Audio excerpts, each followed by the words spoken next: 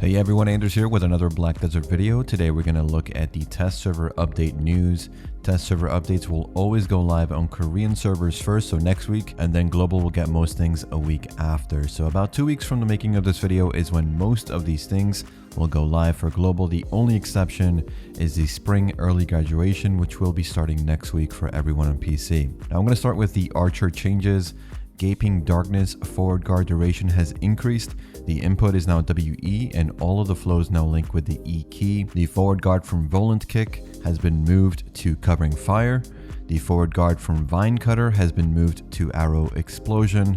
Sunfall has been changed to a flow skill after using Earth Shatter. As long as that Sunfall skill is not on cooldown, it will automatically activate. A DP-15 effect has also been added to the Sunfall skill. Forward-moving Piercing Cry activation speed has also been increased.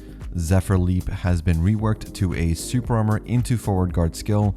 This also affects the Awakening Stance version and the Awakening BSR version. The BSR version loses that third attack and becomes iframe into Super Armor instead of iframe into Forward Guard like it was before. Uproot movement distance has been increased as well as getting a reworked animation. Meteor Shower movement distance has been increased. Luthragon's Call has increased in damage by 30% in PvP and 7% in PvE. The skill Ravenous Claw has been reworked completely to be a flow skill to Luthragon's Call. It is now called Luthragon's Echo. It has forward guard and scales off the damage of Luthragon's Call. Its animation has been completely redone to be a purely ranged skill. Light's Path now has a faster rate of fire and has been improved to hit more consistently at the greatest range and highest damage. The amount of mana the skill uses has also been reduced. Spear of Sylvia is another skill to get a complete rework. The skill is now a pure long-range ability. The damage has increased by about 8% in raw damage,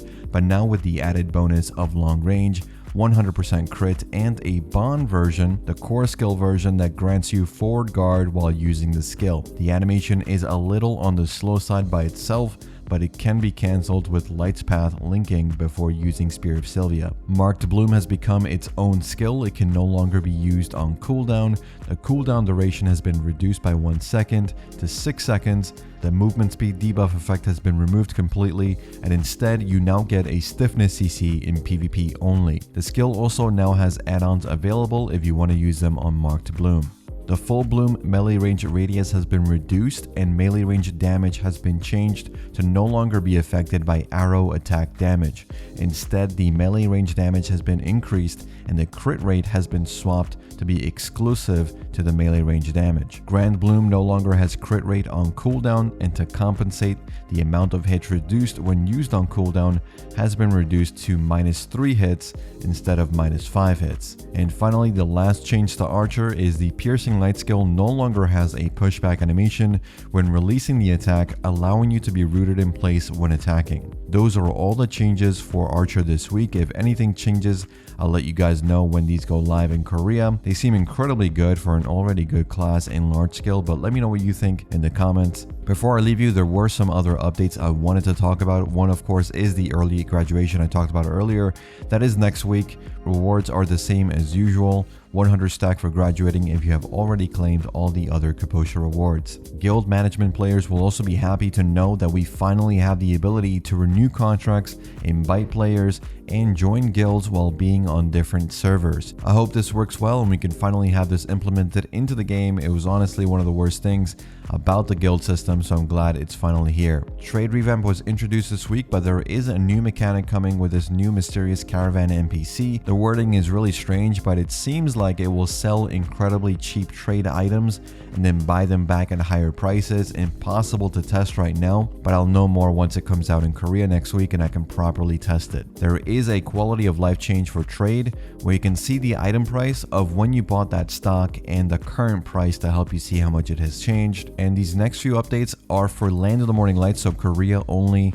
The first one is pretty good though. We are getting the level 6 and level 7 difficulties for bosses already, and the additional 2 light gems, which gives us more stats to fight these bosses, also makes the other difficulties even easier than before, so higher rewards for the boss rush weeklies are easier to get now. They added a craftable pavilion, which looks really nice.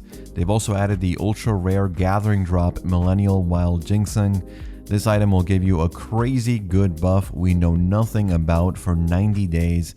It can also be sold on the central market, so at the very least, come next week when this goes live on Korea, I'll let you guys know if they finally reveal what this thing does, or at the very least what the base price is on the central market. This is all tied to the green artisan mechanic that was introduced in Land of the Morning Light. I have a video on that on the channel if you want to know more about it. And that's it for this one. Let me know what you think about the updates in the comments down below. As always, thanks for watching, thanks for listening. I'll see you all in the next one. Take care.